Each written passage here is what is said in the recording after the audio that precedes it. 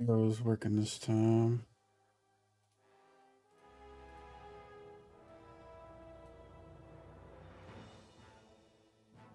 Actually, let's see.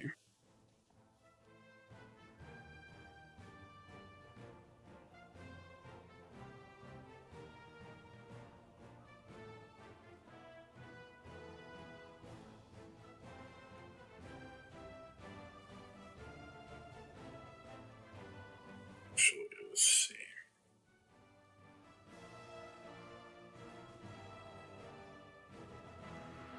My audio is confirmed working. Okay. So my goal is to just kind of go through the. I've already put the journal together. I just kind of went through the PDF and copy pasted and sorted it out, made it look nice for me.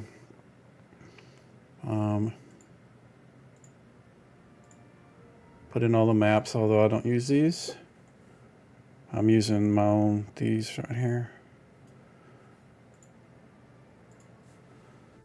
And what we're looking for, the first thing I'm looking for is anything that's an NPC. And so we'll start with this piece, going through so we can see we got some guys here. Create a folder. I want to copy the same kind of look as this one.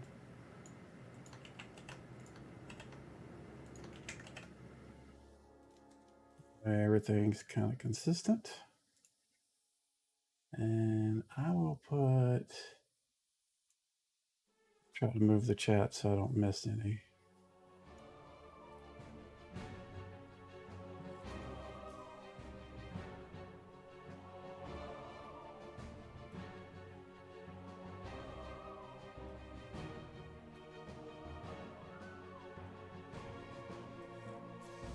So what I need to do is I need to make these guys. So there is, I've got a little text importer for him for this kind of stat block. I'll paste it in here. We'll kind of look at it, make sure the formatting is pretty consistent. It looks like it is. It's not going to set their stats, but it should get some of that other stuff. Yeah, so you can see it got the right armor class, the hit points. Oh, so I need, first thing I notice is right here, since I have a matrix, I am not set to the variant that I use. I use 2E, so I need to set that. Go to here, change that. When I save this, it's going to restart, and we'll get back to it.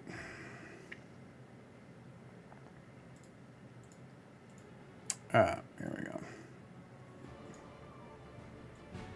Now that I won't be confused.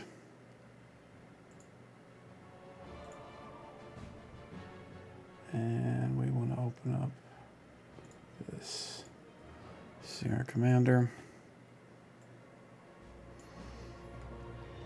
So just kind of, I need to set these if I want it to be accurate. So I'm going to go set his ability scores. And I can probably make the stat block importer get this stuff at some point. Right now it's not doing it, but we'll see about doing that later. Intelligence is 12. That is not an I, that's a 1. Sometimes OCR is not so great. There we go. Wisdom 10. And 13 charisma. So the other thing I need to make sure, so his hit dice, so he's actually 4, so it doesn't have a hit dice rating in his thing like you would for orcs or something, so I need to look and see what he is. He's actually a 4th level fighter, so that means he's 4 hit die. And I can also do this. He's got static hit points, but I put that in there anyways, just in case I want to change that. The THACO is based on this, so that should be right. But the reason I set that is once you've got the correct hit dice here, you can go over here and do recalculate saves based on hit dice, and it's going to say Basis saves on hit dies of 4. Yes, and so you can see it changed. Set it the way it was. Now, if it actually had a hit dice value that was accurate instead of just 1, it would have set it to that when it imported it. Let's see.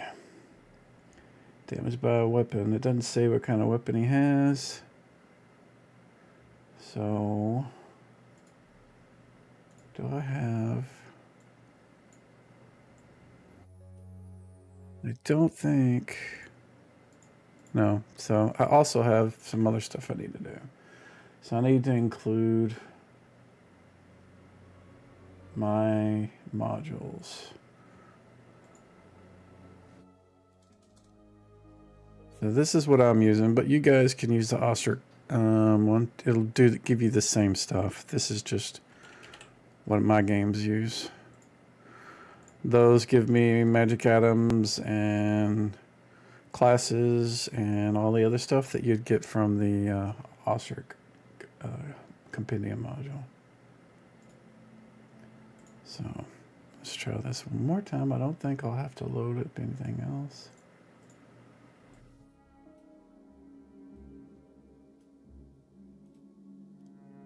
Now, does it ever say what he uses?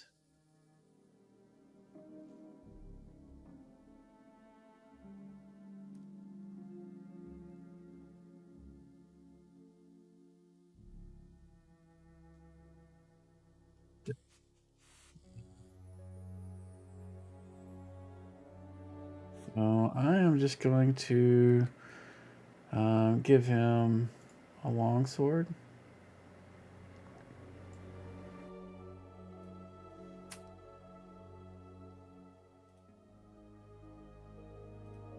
So what we can do is instead of using the item browser, we can do this.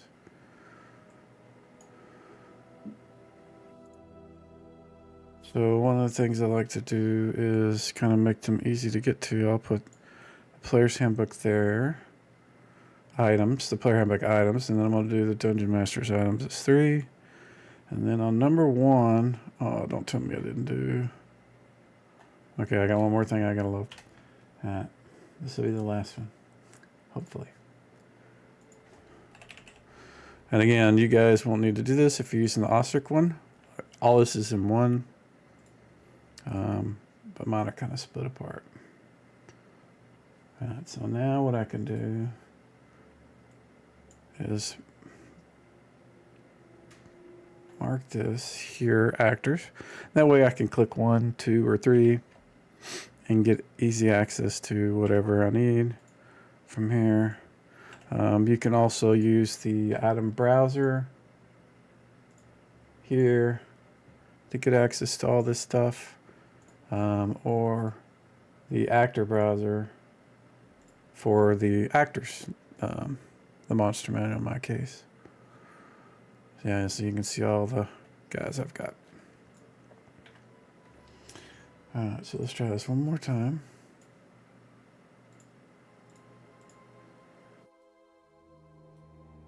I don't need to jump out anymore.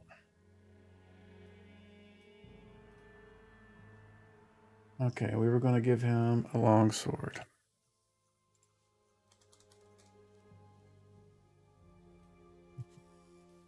Gave it to him. I think that I'm only going to give him that because I assume he's going to have a weapon of some sort. But if you would rather just give him a generic, like, +6, or not +6, it's like a weapon that does like 1d6 or 1d8, you could give him an action to do that. And I'll show that. Let's just... We'll just call this attack. I'll do it by melee. It's going to be based on strength. We'll give it a speed of 1. The formula you don't need to set. You don't need to have... It's not a resource. It doesn't need a save when they hit or anything like that. So we'll just say simple.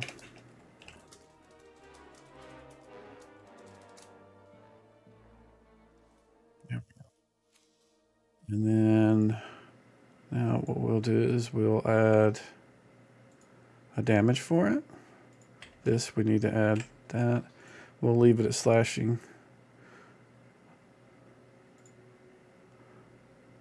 If you want, you can change the icons. If you click here, you can find the right, the icon that you want to use and set it. I'm going to just leave it at this for now because I'm not going to actually use this. But I wanted to show how to do that. So what it does is it lets you just have the attack. That's a simple one, and you can just say that's the weapon he's using. It could be anything you want.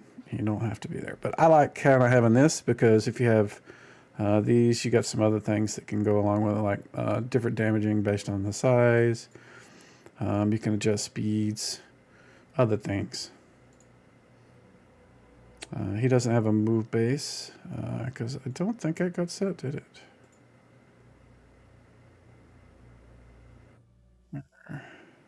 Nope, it did not. So we'll set it to 12. Does he not have a move? No, he does not. So yeah, okay, we're good.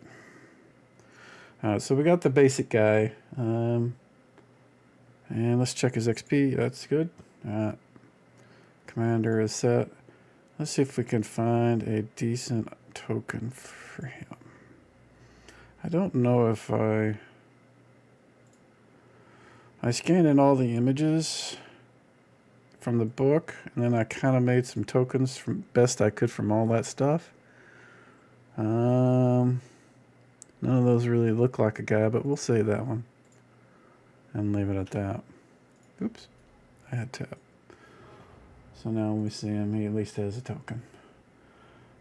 Then we got merchant guards. These are 0 level fighters.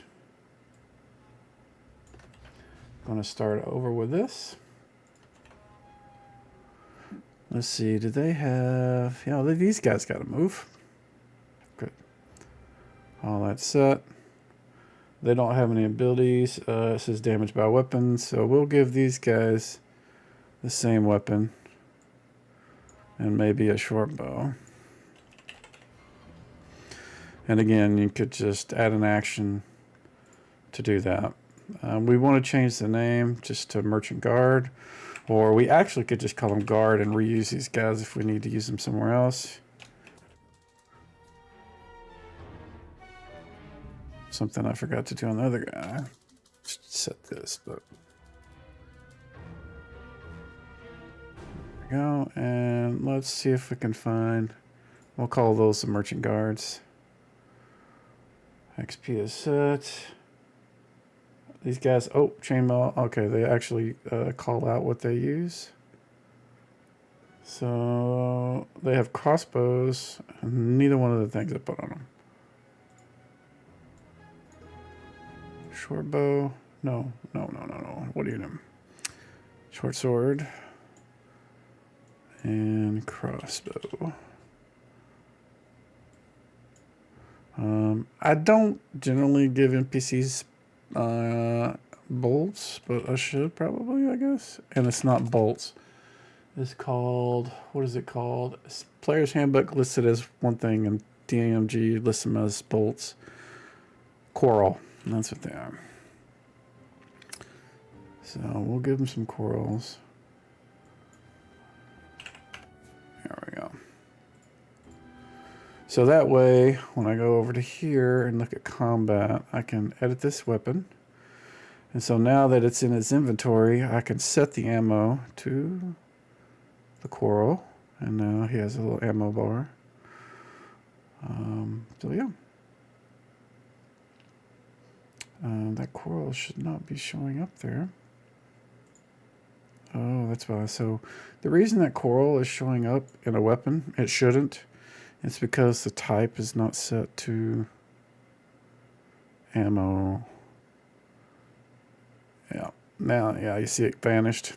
So I just need to, so this is something that I do a lot, and so it might be helpful for people that do this. So you can actually edit modules that you have directly while you're working on them. So like, I am going to edit the player's allow editing the player's handbook. So you see this lock, that means I can't edit it. But if I toggle that, now what I can do is I can go here and set this to ammunition.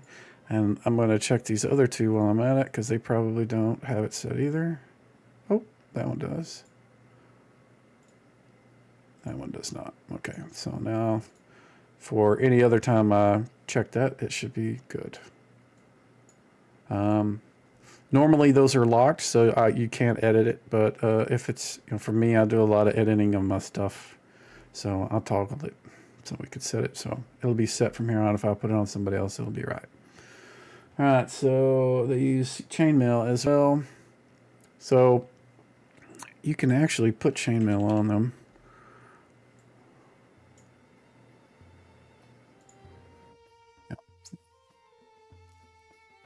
And that way, when your players start killing all your friendly NPCs, they can actually take these off the NPC they just killed.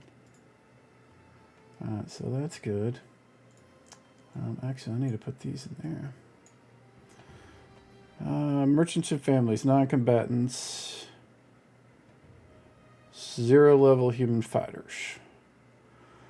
So what we can do is I have humans in my players anyway. They're like peasants, I would probably think.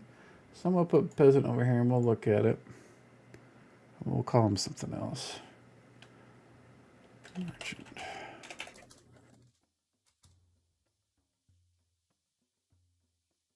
We just call them villager, maybe? Then we can change it specifically to that.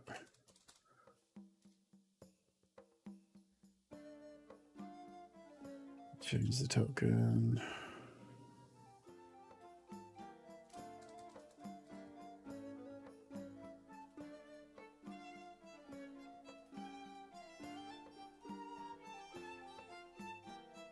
We don't want to use these guys. We want to go back to the module.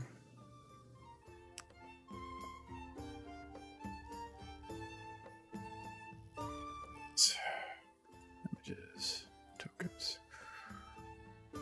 Which one looks like that? That looks like what I want. So we'll set the same one here.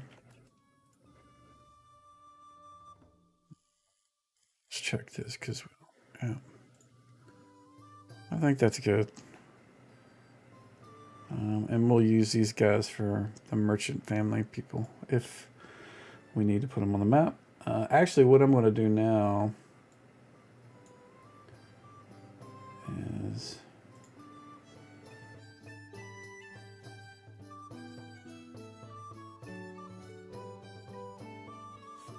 these things.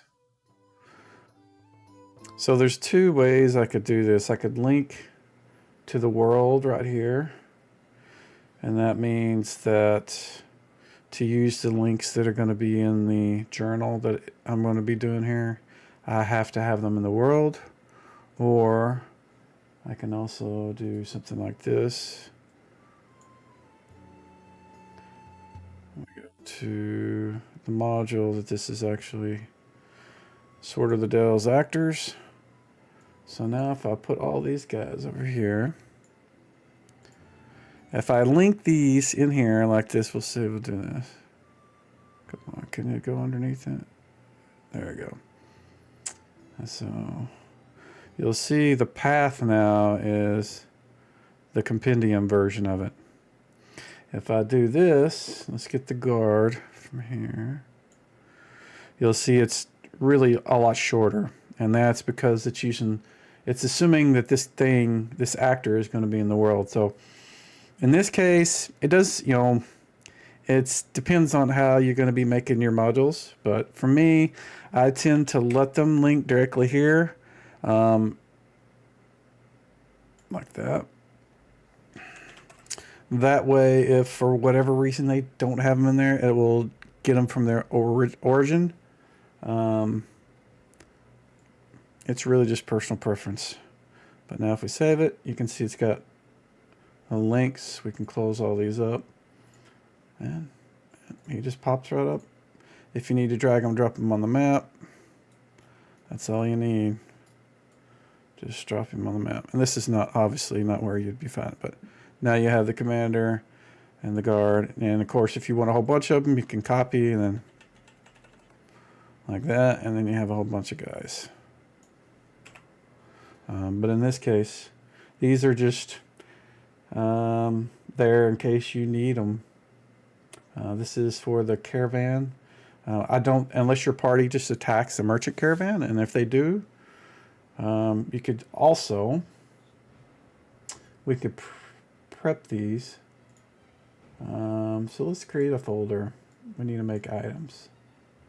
We're going to do what we did earlier. We're going to edit this other folder so I can just copy paste the things back and forth.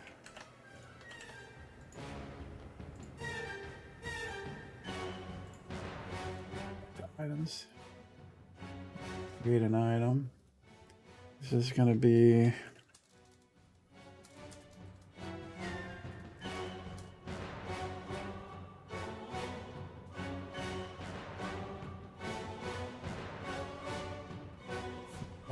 what we can do is this. And so we've got 15. So now there's 15 of those. We need commander. And I wouldn't put 40 villagers in there. I mean, unless you really need them. Let's say Commander Scott.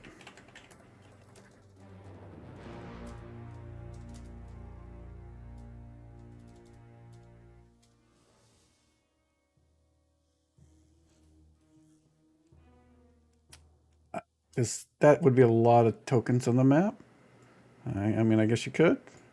Okay, so the same thing that I did earlier, where I needed to have something either locally or in the compendium, and since I don't have these in the compendium yet, so I'll do this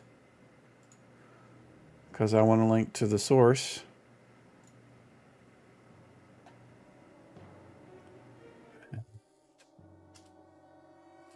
This.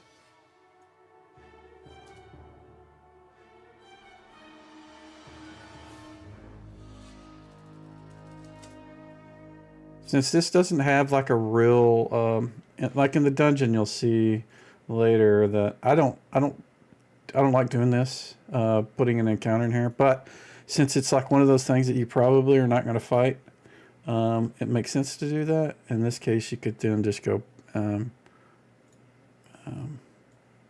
Hopefully this works. Yeah. So there, it just kind of spews them out all over the place. And imagine what that would be with 40, you know, merchant villagers. So that's if they fight them, you can just drag and drop it on the map and go for it. So we're done with that one. I don't see any other stuff there. They don't mention magic items. Sometimes I like to highlight treasure and magic items and rewards. So I don't know. Cost one if the players. Okay, yeah, it doesn't really talk about anything specific from the merchants. So next is the shrine, which is this here on the map. This is one of those. A lot of these sections on the map here currently are, I would consider, theater of the mind sort of encounters. Not going to be a lot of fighting. I mean, there is one like this one right here is a kobold ambush. Generally, you would probably want to make an encounter map to put this on. I don't have one ready, so what I will do is just have the kobolds ready, and I will show you how to do a dungeon, the way the dungeons are laid out later. But in this case, what we need to do for the shrines, we need to do the same thing we did earlier, but we need to have Trent. But since I already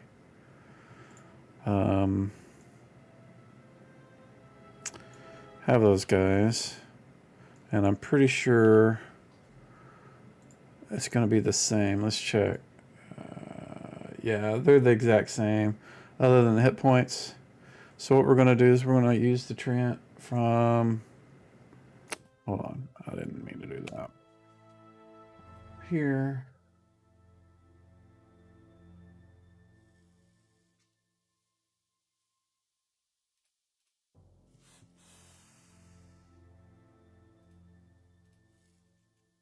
moving my stuff around because I did map drops and encounter drops.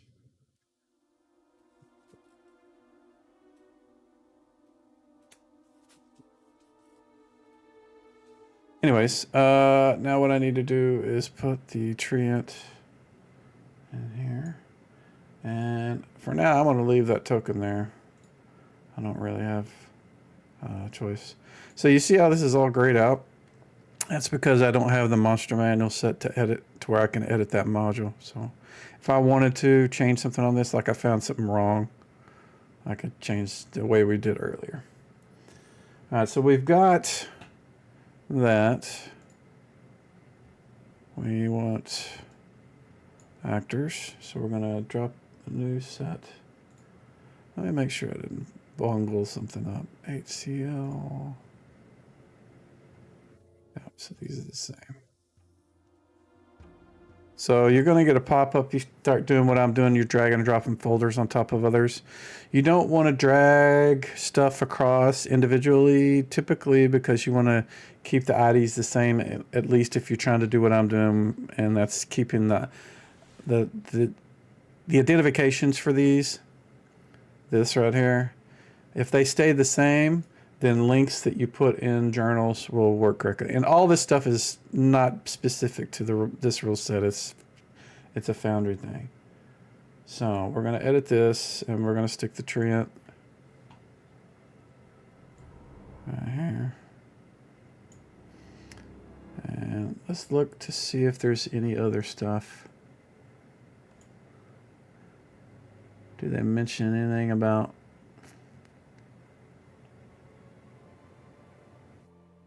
treasure? I don't see any. No. We have the treant there.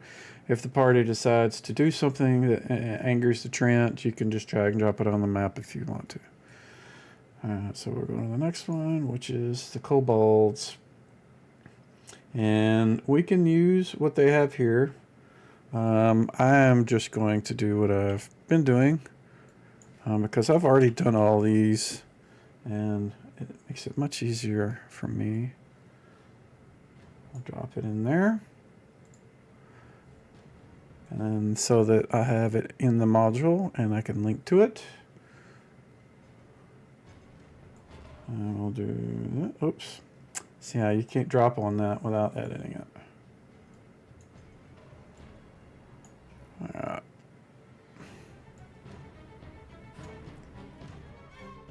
So that is there. And these guys are armed with javelins and short swords. Which they probably all do 1 to 6. And I believe kobolds already have a 1 to 6. Yeah. It's called short sword, but it's 1 to 6. And I don't know why there's 2, so I'm going to... Oh, it's 1 to 2. Yeah, actually, what we'll do is we'll delete these. And we will give them short sword.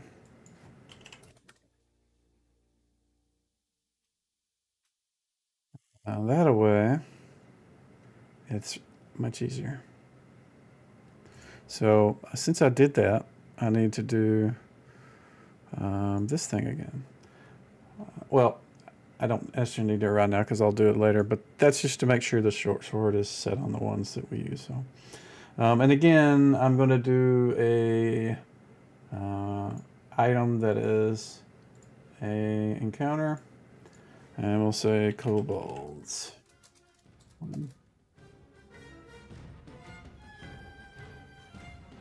These guys, and have 20 of those buggers, and then that way they can just drag and drop it.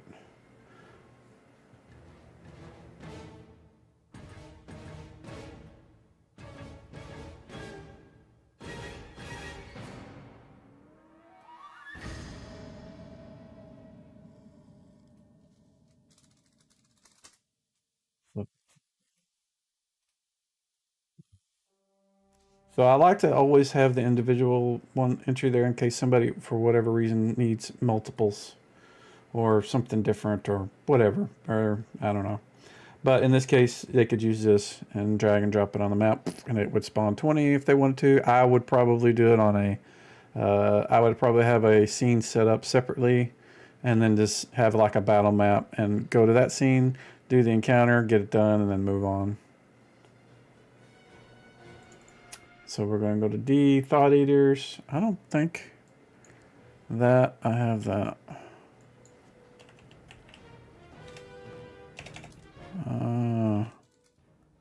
What are those suckers called?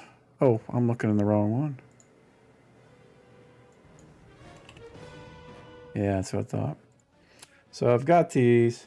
And it actually says in this one, if you don't have Sonics in your game, you can skip this and whatever. I don't know whether I'll use it or not. And more than likely, I might, since it's next to the water, I may have like some lizard men just as a custom thing, but I'm trying to keep this specific or strictly follow the adventure for my own personal sort of preference. Something else that you can do on most things, like instead of having to grab this and drag and drop it over here, typically I've made it to where you can grab the token for the thing and drag and drop it, which I just did. And then now I'm going to go put,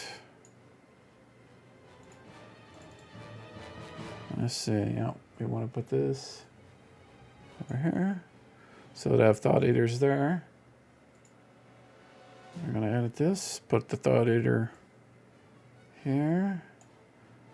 And then we're going to go here and make the encounter.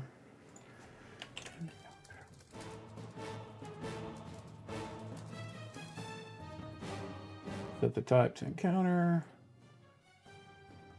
And then we're going to drag and drop it in there. We got 2. Just as an FYI, if you wanted a random number in here, you could do like 2D2 or 2D whatever, and it'll roll it. You know, any kind of formula you can throw in there and it'll do it. These are static, so I don't need to do that, but you can also use these for like, if you have an encounter, if you have a table, random encounter table that has like a random number of creatures, like a random number of orcs, what you can do is you just make the encounter have the number of orcs that you want, and then make that the entry in the table, which this item right here is specific to this rule set, but the table, the way it functions, that's part of Foundry specifically, not necessarily mouse stuff. All right, so we've got that, and we need to put this here so that now we can do this. Nope, no. We don't want cobalts. We want Thought Eaters. Stop clicking. There we go. I don't see this horse.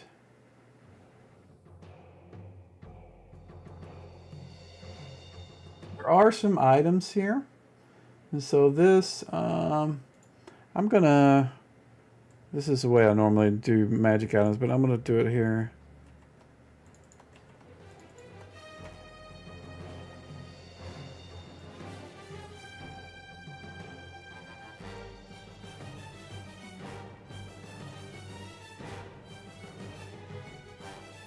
So that it shows up. So since, again, normally what I would do is I would make a lootable object in a dungeon environment or in a situation where this is... Actually, you know what we can do? We can do that right here. Let's just do it. We'll go to Actors. So in here, I'm going to make another folder, and I'm going to call them Lootables. So in Foundry, you can't put items within items. Now, in my rule set, there's some tricks that I use to do that, but that doesn't let you, like, I can't like make an item and drop it on the map. I can, however, drop actors on the map. So what I do is I make actors that are chests and such. So in this case, we're going to call it So I'm going to use generic names right now, and I'll tell you why later. But so this is just be loose value.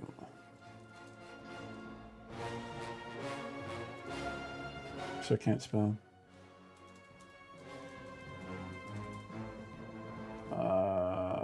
And we need to set the type to lootable. Put it in lootables. So you see when I make a lootable, it makes the thing adjust. For loose lootables, I generally use a bag. Actually, what we should do is use... And these tokens, these icons are part of Foundry too. It's not anything specific to anything I'm doing. So treasure, one here. No, it's currency. It's currency. Under currency, there's this thing. So I use this bag as like an icon for lootables that are loose. It's just kind of my preference. So I've made the generic lootable bag. So now what I'm going to do is let's call it. And that way, if you don't want it identified, you can just leave it as that. I'm going to drag and drop this next to here. And the first thing I'm going to do is I'm going to make it hidden. So players can't see it, DM can. If the DM decides he wants to let them sit, he'd click that. And since it's already set to lootable, the players would then be able to double click on it and see the things in it. So in this case, what we want to do is I'm going to pull up the item browser so you can kind of see this. And what do they have? They have a, let's go to, I want to restrict it to Player's Handbook. And I want to do all those, and we want Scimitar. I'm going to take one. So this item browser and the way I'm doing things are completely part of the rule set. So if I didn't have this guy selected, if I tried to take an item, it's going to say, I mean, you can't see it because it's behind all this stuff, but it says you need to have a token selected as a DM to be able to do that, because it needs to know where it's putting that stuff. So in this case, I'll select that, and I put the scimitar in there. And the other thing is a dagger, and I'll do the same thing. You'll notice there's also this button. It's a buy item, and I don't use that, but your players can. What it'll do is if they have coins, when they click that, it'll subtract those coins, like 2 gold for this thing, whenever they buy it. That's how I have my players do it. I don't generally have a vendor set up that has specific stuff. If we do, then I would use a request trade with that NPC, and I'm not going to go into request trade tonight, but I just wanted to mention that while we were here. So you can have your players buy stuff that they can see here. So we got the dagger. We want quill. I'm pretty sure I have one of these. No. Ink. Ink and ink. Oh, well. Yeah, so my alignment on my lines is not too pretty because I'm doing all, but if I do item, yeah, it looks normal now. We want an ink vial. I thought I had a quill. I guess I don't. And do we have spirits? That's not what I'm looking for. So let's just see what we got. We could do ale and then change the name of it to spirits. Let's do that.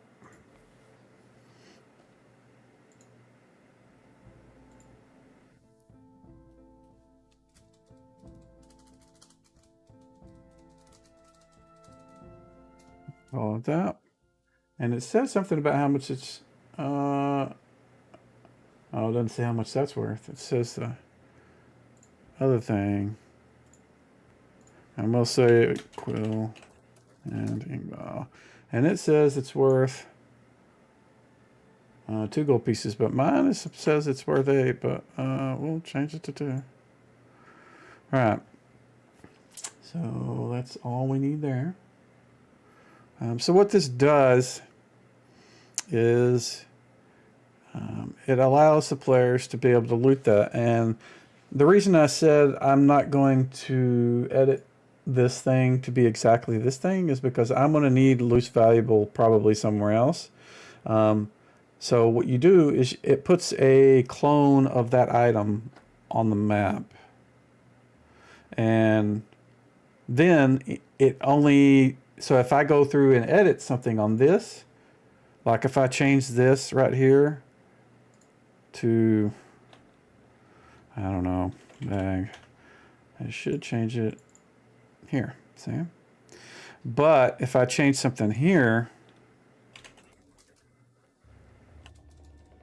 it won't change it on this one over here. You see it still says bag.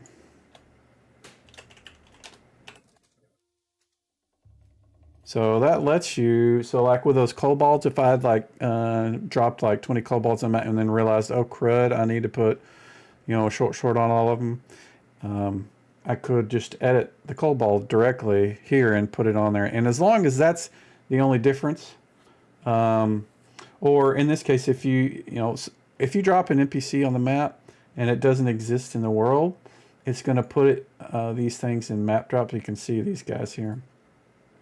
I'm going to go ahead and clear these out because this is a module and I don't need them here. But what it would do is put them in there. And then if you didn't have the actual item, but you know the actor, you could go through there and edit them, and it would change as long as as you saw, as long as there wasn't something overriding it on the item, it would apply it to all the ones that are on the map. So, anyways, that's that one. And then the bridge, I think it's just a bridge. Yeah, there's nothing there. My next encounter is this thing. Looks like Sturges, and of course I know we have Sturges already, so let's go ahead and go to, and we're going to put the Sturges in there, and then we're going to put all those actors in there. And now we're going to put the Sturge actor here. Let's get rid of space. And then we need to make an item that is how many Sturges? Oh, see, it's 3d10, so.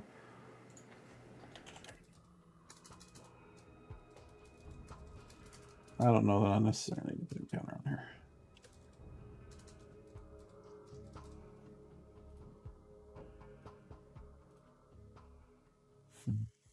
To do this, I want to put this here. And then it says it's 3d10. You can see that there. So you can either roll that and then drag them one at a time, or you can do 3. And then that will take care of that for us.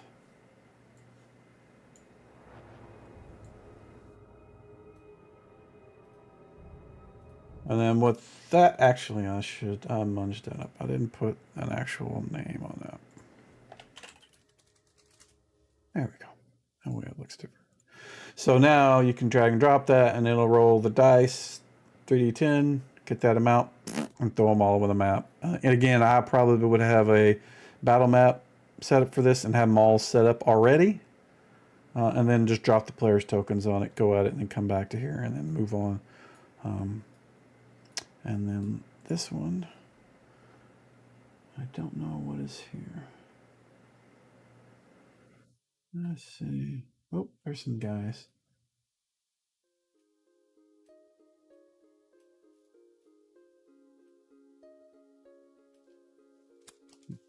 Those, what are these? Second level human fighters. Wizards. Wizards.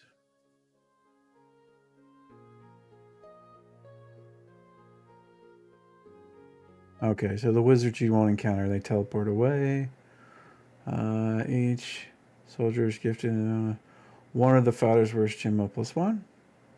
The wields a long sword, a ring of protection, dagger of venom, all that good stuff. So we need to first make this NPC.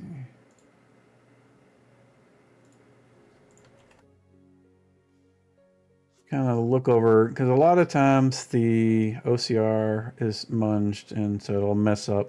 Like AC may not, it may be like AO and THACO may be messed up, and just kind of glance over, because this import tool is very specific to the wording. So if it's not right, it's not going to get it right. So we got that.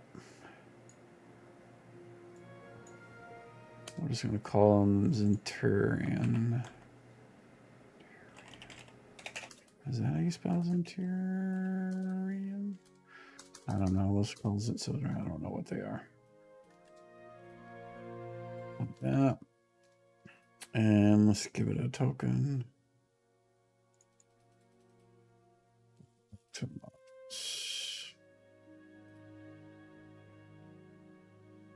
Perfect.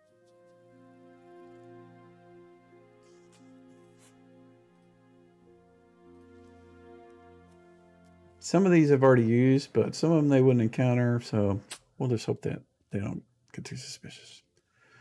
So we got that, and we got that, and they are second level, so we need to set their hit dice correctly, and then we need to do 2d10.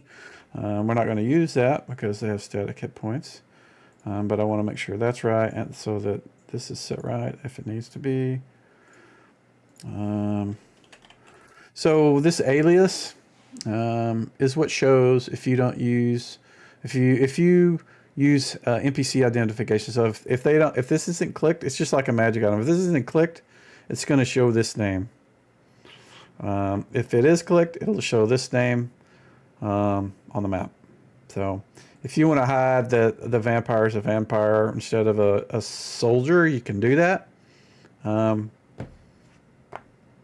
It takes a little bit of effort to keep track of all that. So, all right, let's see. So we've got a soldier. We want to put him in here. And each one of them has chainmail.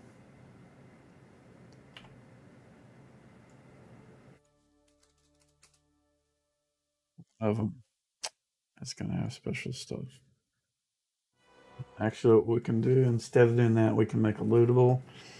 That way we don't have to create a specific NPC for it. But you can if you wanted to get that detailed. I'm not. So we got chainmail, longsword, light crossbow.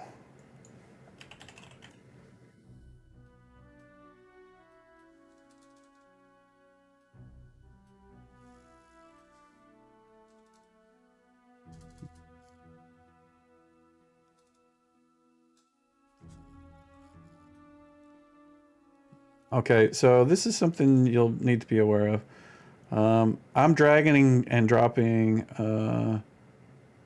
a quarrel light. And so it's trying to say, do you want to combine this with the crossbow light? And the reason it does this is because it tries to be smart.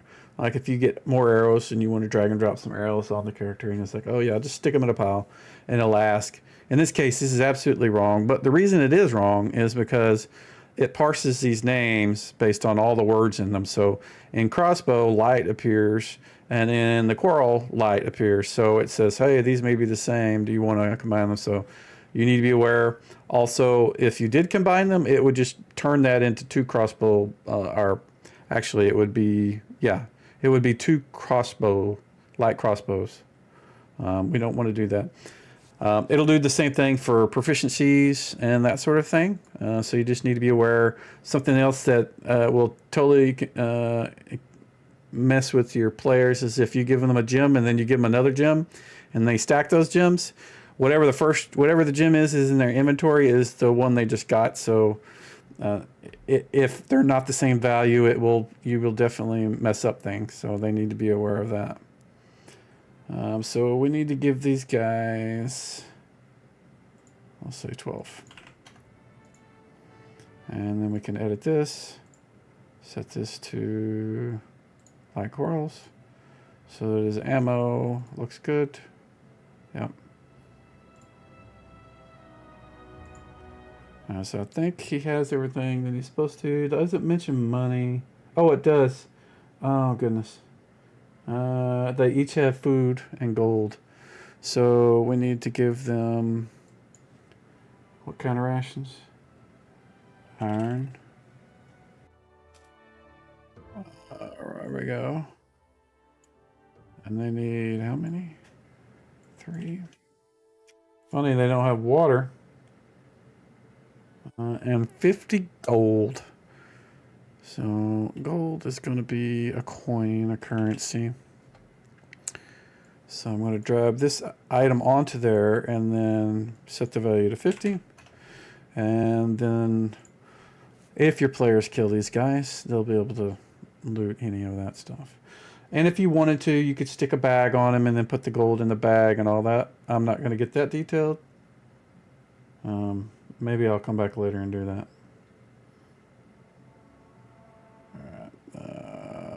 Something else that I haven't mentioned is you'll notice right now all these say 0 even though they have 50 gold. NPCs work a little different than PC actors. So if I wanted to have this guy drop to have a random amount of platinum on him, I could do that. You can't do that on an actor. You can't edit these values on a character. But you can on NPCs that aren't on the map. Once it goes on the map, this is gone. So like if let's see, if I put this guy on the map, you go to his gear, you can now see he has 3 platinum, but all of his numbers look like they should. So if you ever have NPCs that you want to have a random amount of currency on them, you can do that. That way you can just drag and drop this stuff on there and all good. Alright, now I shouldn't have closed him. I want to check and make sure we got everything. Okay, so now we've got all that stuff. What we want to do is let's make the links first. So we want our actors. Put this there. Put this there. Oops. Yeah, see, I had that selected and it kind of messed with it. So what we want to do is try that again. There we go. And then we want to make an item. I don't think we really need to make a encounter for this. There's only 4. You can drag and drop 4 wherever you want them. So I'll leave it at that. But we do want to do something else. We want to show you how to make a item bundle. So we're going to create an item. This is going to be, actually no, we don't use bundles. We're going to do the same thing we did earlier, but this time we're going to have, well, we'll just call it list valuables too. Yeah, I don't generally do a lot of this sort of theater of the mind map setup, so I'm not really, I've not really decided how I want to do that yet. But so now we want to do the item browser because we want to get the items that we're talking about. So in this case, chainmail +1, longsword +1. So we're going to need the DMG for that from me. We want a weapon, longsword. And it says longsword +1, so what we're going to do is we're going to go here and there. And boom, he's got a magic longsword. And then we want a ring of protection, which is not a weapon. We want armor. I think he said he had a chainmail suit +1 too, so we'll do that. And then a ring of protection +1. So normally what I would do is if I had all 4 of these guys on the map, I would drop these items on each on the individual that had it.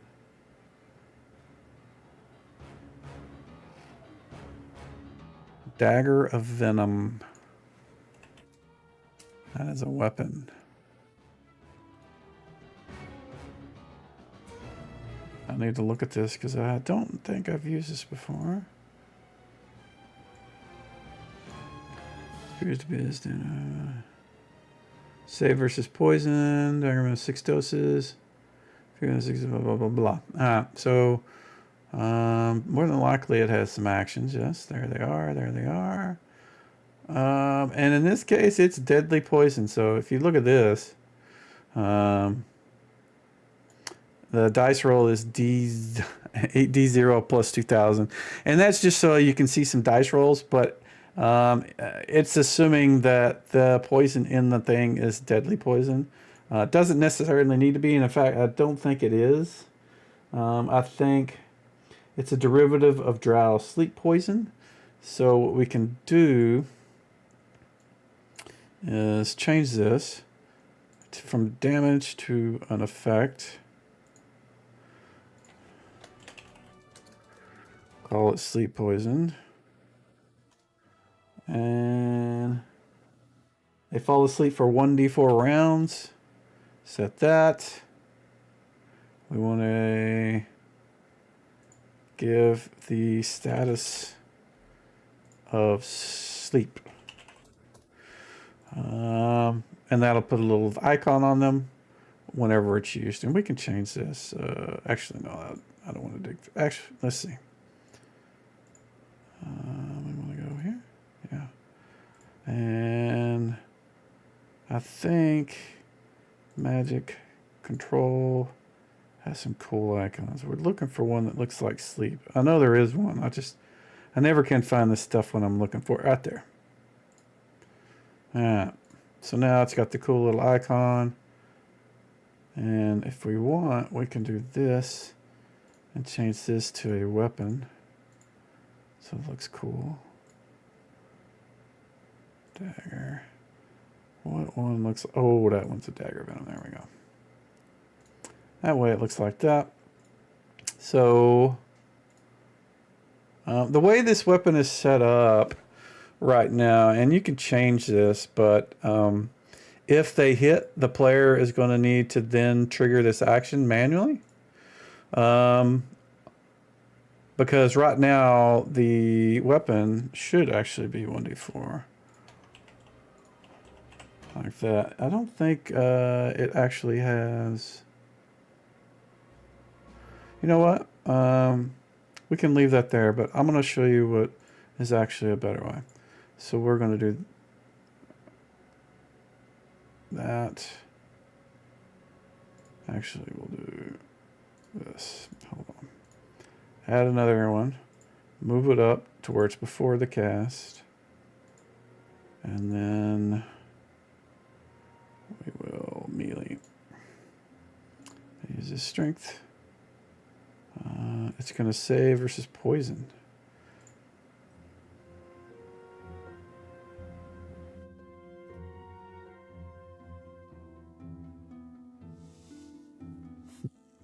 And if it does, that's going to need to be used.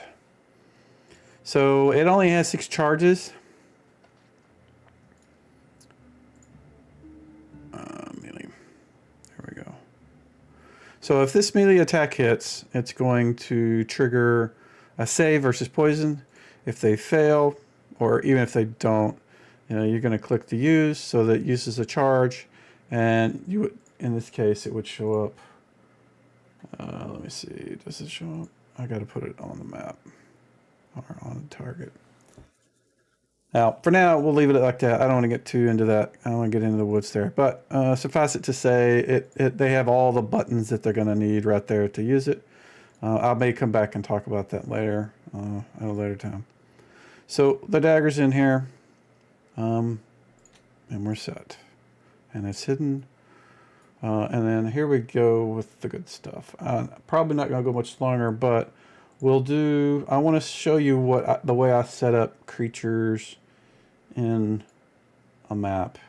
So we need to switch scenes. We want to go to here.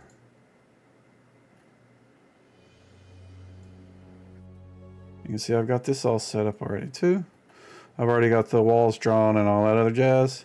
I want to find something, find a room with some bad guys. Okay, spider skeletons.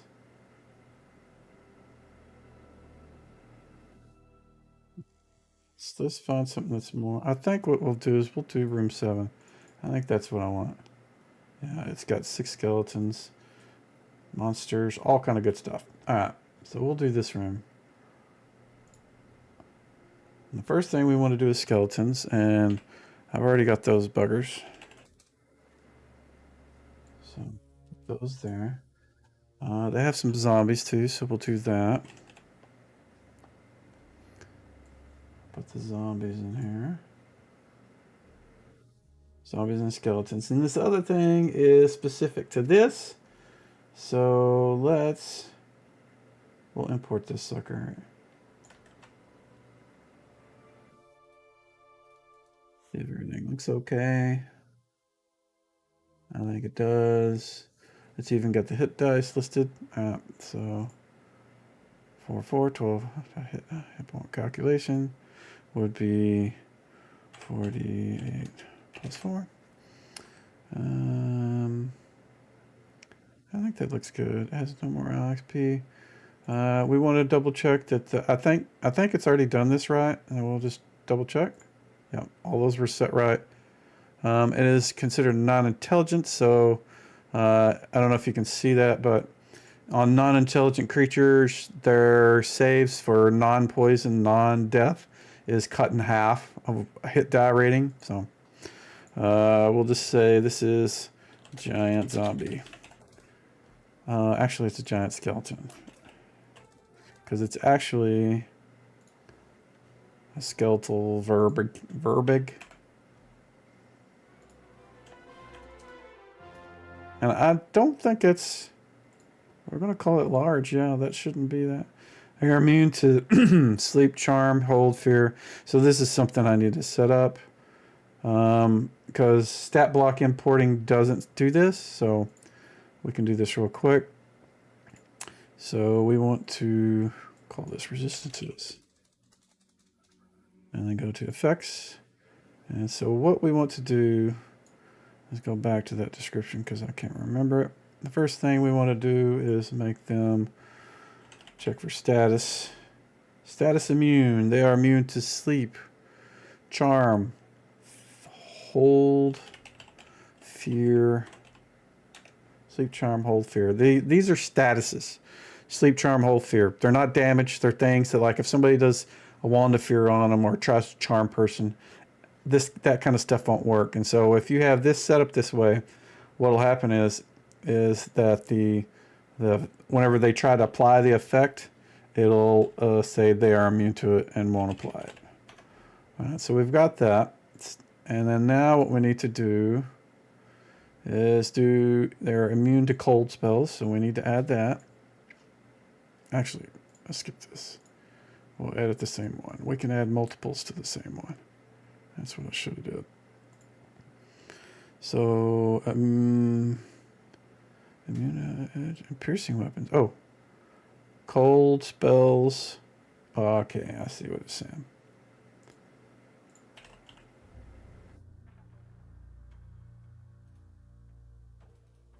Cold, piercing, flashing. So that'll make him take half damage from those. So that's all set up, and everything else is good. Let's check his combat. We need to... He does a D6. Is that it? That seems kind of... Wow. For a monster, I thought he would have more. I guess it's just he has more hit points. So, if you have just that listed there, if we throw him on the map, what it'll do is, let me put him in here. And then let me give him a icon first.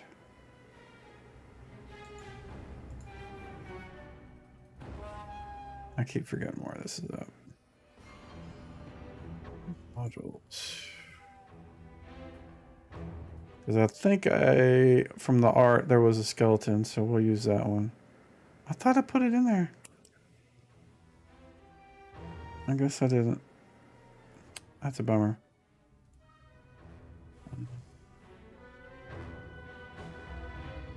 Yeah, oh, well, we'll use this dude for now. I'll change it later. But I wanted you so you could see it on the map a little better. So if I drop this guy on the map, and this grid in the background is the grid from the map. The grid from the... this is map grid. This isn't the actual grid from the scene. The grid from the scene, I can go here and I can turn it to red, give it opacity. Yeah, as you can see there, that's actually a 5-foot grid. The other one is bigger, and maybe I should remove it from that map. But anyways, just want to explain that because it looks like he's tiny, but he's not.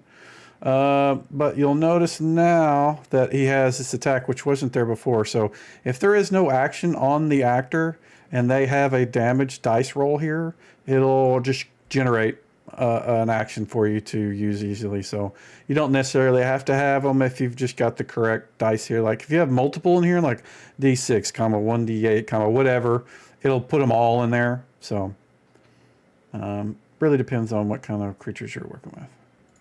So I just wanted to show that. Let me set his token name correctly, because that's something else you also have to set, right? So now we got that. We want to go find our that. Put all these guys over here now.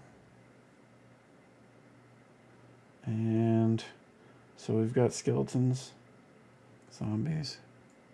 So I still, even though we're going to put these on the map, I still put them linked so that if the DM wants to add more of them, he can.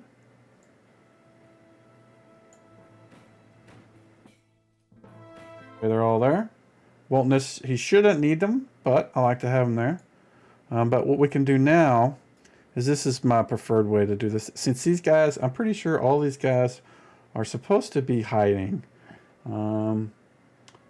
I think all in these little rooms here. So we'll just start.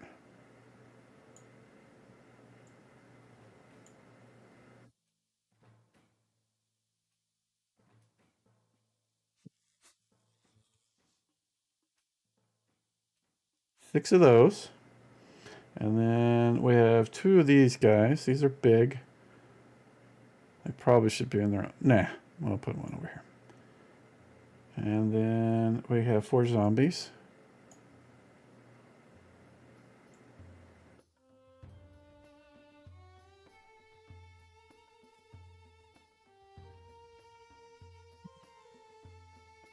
These 2 guys.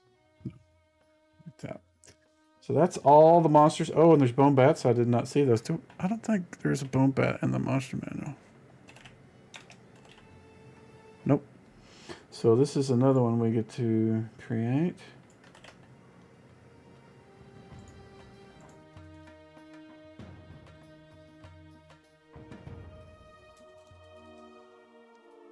And I'll come back later and give it a decent token. I know I don't have one of these. It does this for... Blah, blah, blah. Let's see. What do they do? Bite paralyzes creatures except elves immune to sleep, charm, and hold spells. So we got to set up our resistances.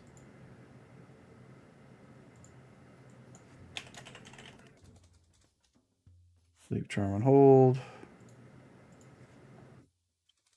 The status or immunity.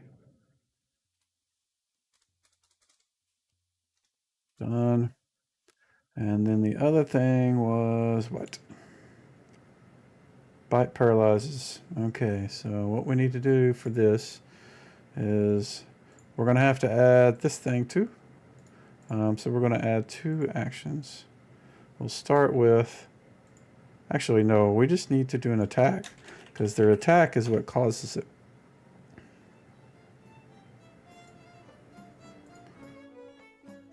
Save. Save versus paralyzation is what it said. And the damage is also there. We need an effect as well. Let's do damage.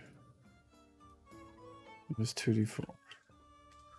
And it didn't list it.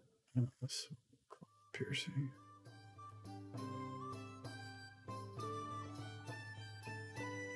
This one is the paralyzation effect from the bite that they have. It doesn't say how long. So I'll just 2d4 rounds. I don't know. It doesn't say. Make it up. So we can do this as a melee attack. Good.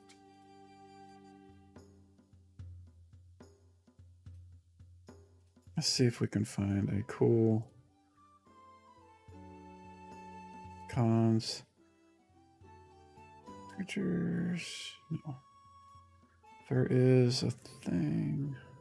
I never can find this when I'm looking for it.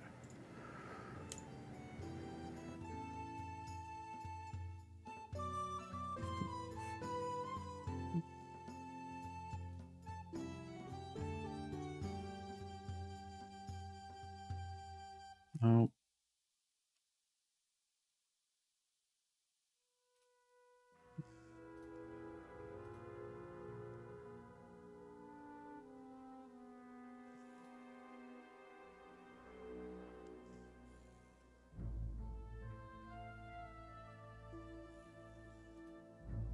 It's called biological, but I can't see it. I would think it would be here. No. Let's just look for a bite or claws. We'll use that as the icon. It's not a tooth, but it'll work. That way it kind of looks a little different. All right, so that is that. And he is set. Let's put the bone bat here. But no, I need to close this so I can see that. And edit this one more time.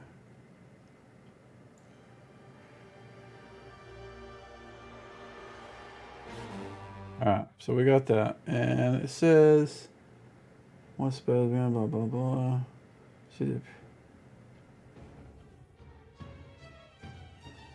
Okay, so there's two bone bats that are not really, and we're going to just stick them here for now, and I'm going to change these tokens later. But something else I also do is we're going to, I cannot see. Is it not selecting? Let's see. There we go. Now we can see the map. Normally what I would do is I would go through and mark all of these invisible as well. But I want to see them for now because I got to come back and get this. But now we go back and we look at it. Looks all, got all our little buttons if we want to drag some more in there. But what will happen is the party will move in. They'll trigger the encounter. The secret doors will explode. These guys will all come pouring out and the party will live or die. And that's pretty much that. And the treasure piece that I showed on the overland map would be the same in here. There's some stuff that I've got to go and put in this thing. I will probably make a box and put it beside the chest because this is an actual icon on the, it's not a object, this is part of the map. So what I'll probably do is come back and put a coffin with that they can double click on and loot the sword and the other things out of. But I will try to do this again another day. But hopefully this was useful, helpful to somebody. Have a great evening.